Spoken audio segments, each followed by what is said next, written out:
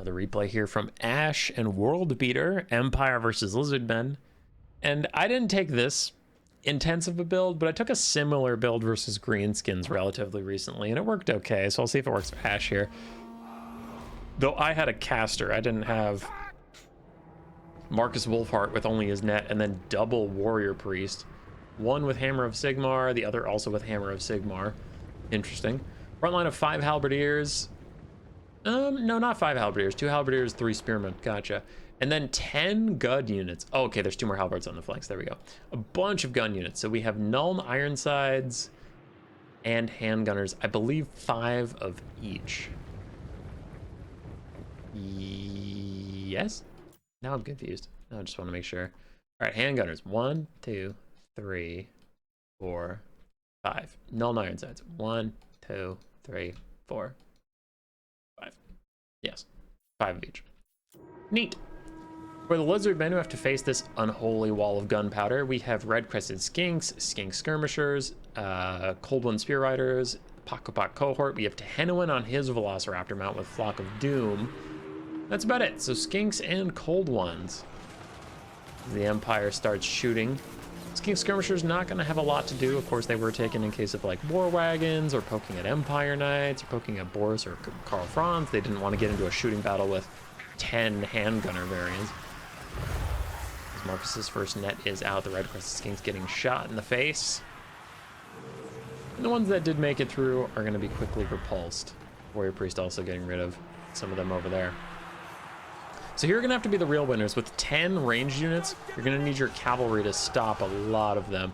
Currently getting caught up on a couple halberds here and there, but if they get consistent orders to walk past them, they will. Ooh, that's a pretty big mistake from Lizardmen. 2 of their cav units get sucked into the halberdiers, and there we go. Now they're moving again. It's fine.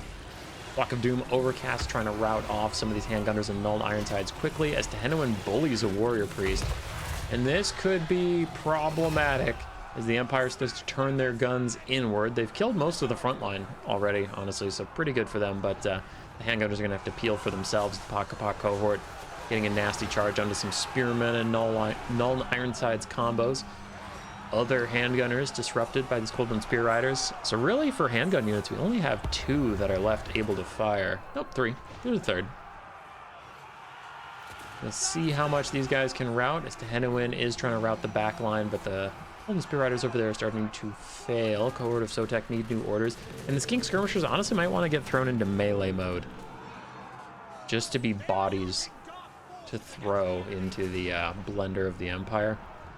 Stop these handgunners from rallying and shooting.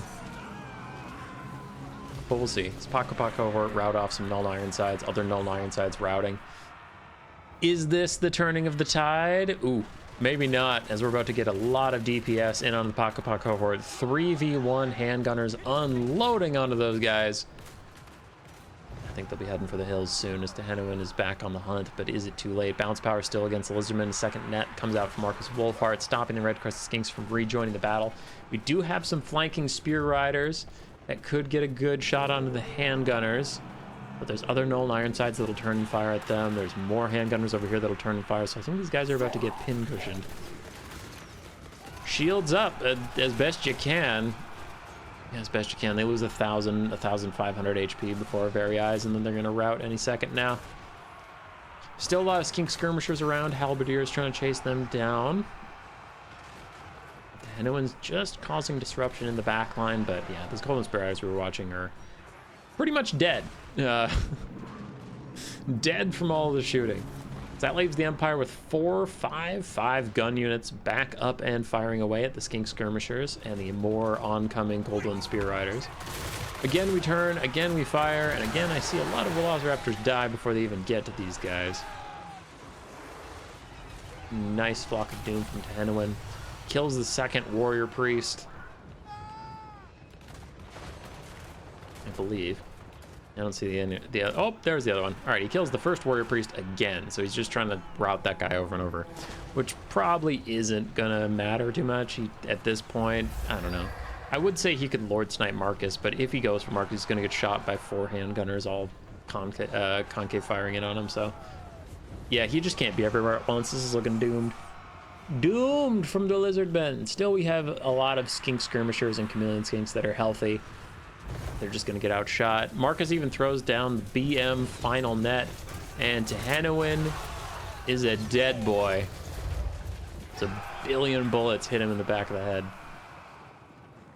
Down he goes. Skinks file into their funeral procession as well. Not giving up.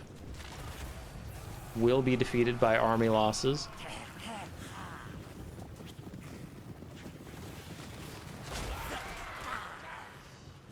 And this volley should end it. Oh, okay. Player just FF'd. Fair. Fair, fair, fair. For Ash, Marcus Wolfhard didn't get that much value, but it was more about the nets. The warrior priests were just around. This halberd, 1400 value, is probably the one that those cold ones got stuck on. Handgunners overall did fine. Null Ironsides overall did fine. For World Beater, Tehenowin did okay. Not amazing value, but it's Flock of Dooms. What do you really want? Red Crest Skinks struggled. They just got shot. Skink Skirmishers struggled. They didn't have much to shoot at. And then the Cold One Riders honestly did their jobs, but it was just them versus the world. GG. Roar. Subscribe, yes, yes.